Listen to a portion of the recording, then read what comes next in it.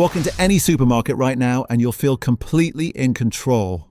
You'll push your cart down the aisle, reach for a product that catches your eye, and drop it in without a second thought. It feels like a free choice. It isn't. Behind every shelf you look at, every product you reach for, and every snack you grab at the checkout, there is a billion-dollar business you never see. And by the end of this video, you'll know exactly how it works, who profits from it, and why you'll never walk into a supermarket the same way again. Here is the question nobody asks. Why would a company like Coca-Cola or Nestle pay a supermarket just to put their product on a shelf? They already make the product. They already ship it. Why pay again simply for the spot where it sits? The answer starts with a system most shoppers have never heard of. It's called a slotting fee. When a manufacturer wants their product placed inside a major supermarket chain, they don't just ask nicely. They pay. Retailers like Walmart, Tesco, Carrefour, and Kroger charge manufacturers upfront fees simply for the right to occupy shelf space. These fees can run into the hundreds of thousands of dollars per product, per store, per region. A national rollout across thousands of locations can cost a manufacturer millions before a single unit is sold. Supermarkets figured out something extraordinary. The store itself is the product. The shelves are the advertising space, and every square centimeter of retail real estate carries a price tag. This means that companies like Walmart and Tesco are not just in the business of selling groceries. They are in the business of selling access to their customers, their foot traffic, and their trust. The global supermarket industry was valued at approximately $3.6 trillion in 2021, projected to reach around $4.6 trillion by 2026. Inside that enormous market, shelf space has quietly become one of the most contested assets in the entire business world. Not all shelf space is equal. Where a product sits changes how many units it sells dramatically. Eye level is the golden zone. Products placed between a shopper's chest and forehead outsell products on the bottom shelf by a wide margin. The industry even has a phrase for it. Eye level is buy level. End cap displays at the very end of each aisle are the next most coveted spots. Then there are checkout aisles. Every chocolate bar, every small drink placed there is the result of a deliberate commercial agreement. Retailers know that up to 70% of purchasing decisions inside a supermarket are made in-store, according to Inmar intelligence research from 2022.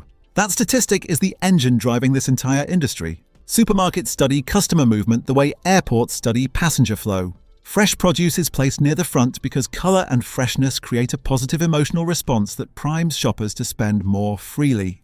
Essential products like milk, bread, and eggs are pushed to the back, forcing customers to travel the entire store and pass hundreds of other products along the way. Every step of your journey has been engineered. When Coca-Cola and PepsiCo both want the eye-level refrigerated shelf in the drinks aisle, only one of them can have it.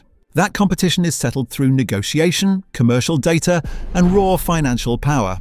A small independent drinks brand competing for the same space as Coca-Cola is not competing on product quality. It is competing against a corporation that can afford to pay more, promise higher sales volumes, and offer retailers a better financial deal overall. Nestle, Unilever, PepsiCo, and Mondelez all employ dedicated category management teams whose entire purpose is to negotiate shelf positioning.